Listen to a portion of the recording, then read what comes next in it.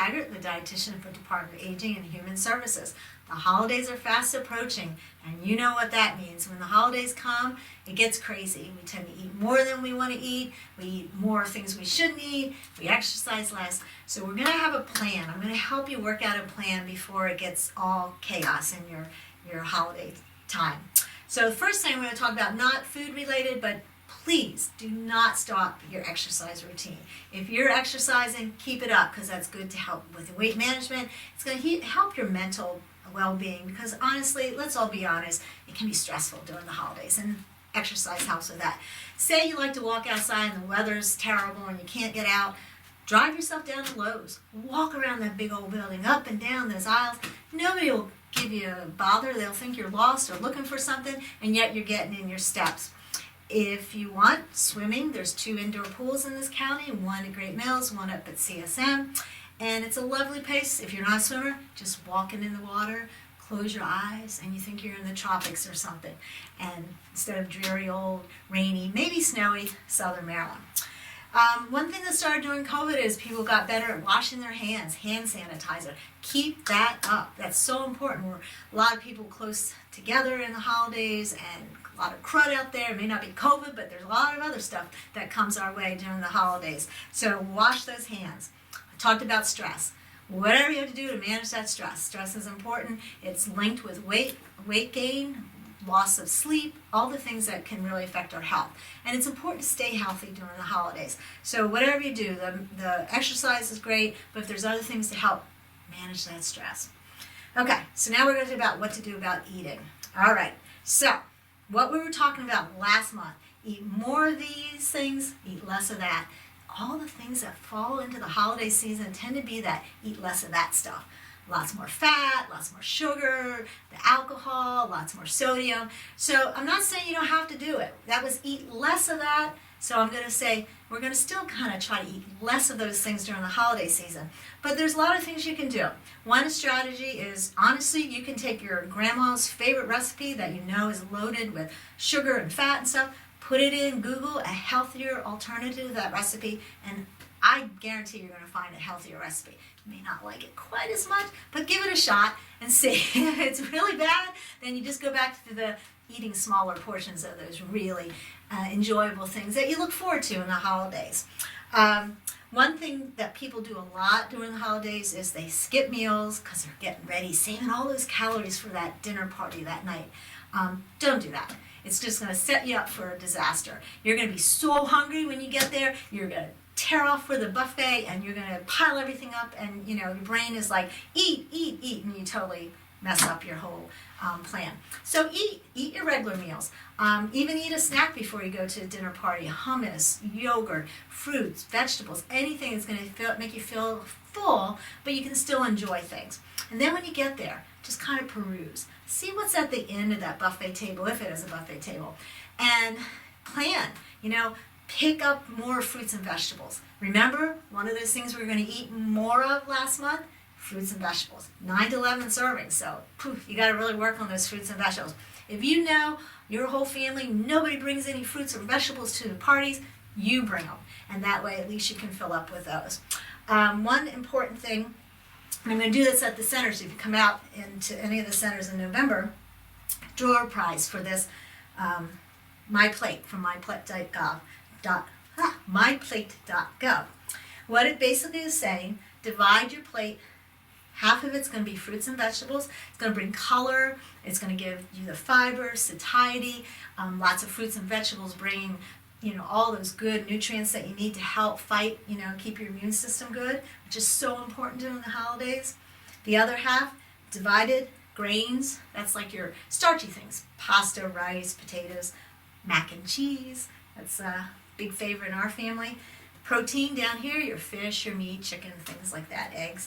Okay, so when you use this, you'll be amazed. You don't have to have one of these you take to the party. Just pick up your plate, mentally divide it in half, and start filling this side with fruits and vegetables. You're going to really find you're eating much healthier during the holidays. Now let me give you an example. Say you ignore this, you fill this whole thing with pasta and meatballs, probably about 1,000 calories. But if you had pasta, meatballs, big salad, you could easily cut that in half to maybe 400, 500 calories. More room for that great dessert that you really, really would like to have. So portion control is so important. Again, if you come out to the centers, we'll do a door prize, and hopefully somebody will go home with one of these. They're lots of fun, and hopefully that will help you. Okay, another thing is going to be at the end, PDF that you can get. It's from myplate.gov. It's a holiday makeover. It has some of these tips. We're talking about baking healthier, using more fruits and vegetables, swapping out your grains. Try to do more whole grains of products because they're going to fill you up. You're going to have a lot better nutrition from them, and it might just help you not overeat. But the last thing on here that I want to talk about is this section right here, Cheers to Good Health. Because if you remember last month, I was talking about added sugars, and most of the added sugar that we all get in our system is coming from our beverages. So I'm going to move this over a little and prepare a recipe that you're going to get at the end. It's called a pomegranate sparkler. Because a lot of times we drink a lot of alcohol, and remember, 1 drink for women per day, 2 for men. That is 6 ounces of wine, 1.5 ounces of hard liquor, and a 12-ounce beer. Or if you're in St. Mary's County and drinking a 10-ounce bud, that counts as a drink. But a lot of times we drink a lot more alcohol during the holidays because there's all this at parties. There are foo-foo drinks with lots of added sugar and fruit, some juices and soda adding a lot of added sugar. So hopefully you'll like this recipe. I am going to try it today. It's my first time, so I'm going to make it. It's for 6 people in the recipe. I'm going to just show you how easy it is to make. You can make it in a pitcher and all. So basically, it's going to be some seltzer water. Pour in here. I'm not going to make too much. There we go. And then it's going to have pomegranate juice. Pomegranate, cranberries, cherries, very tart type fruits. And so make sure that it's not a juice that they've added sugar to, because they tend to add sugar to those tartar type fruits. This says 100% pomegranate juice, and it says no sugar added. So you want to make sure of that, okay? Pomegranates, good thing is they are in season during the holidays, September to January. You can get great big fat pomegranates in the store. If you came out to the center last month, I showed people how to peel a pomegranate in water. Just YouTube it, you'll find out. It's so much easier. It doesn't look like you've killed or cut yourself bloody by the time you've done a pomegranate. If you've ever done a pomegranate, this is an easy way to keep it under the water. It keeps the juices down, and it's really quick and easy. But they've done it for us in this juice. It's not cheap juice, but it goes a long way. So I'll just show you. I'm going to just put a little bit. Pour this on this beautiful.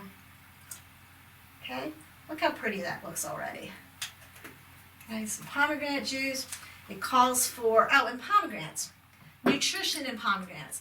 Lots of vitamins, minerals, potassium, vitamin C, folate, antioxidants that help fight cell damage. That's been linked with helping with prostate and breast cancer.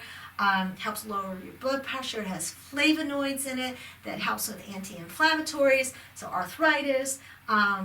It's just amazing how healthy pomegranates are. So that's the cool thing about pomegranates. So you're going to juice, and I did most of this. Juice a lemon, calls for a whole lemon, so I'm not going to put a whole lot of this juice in this, just a little tiny bit, a few drops.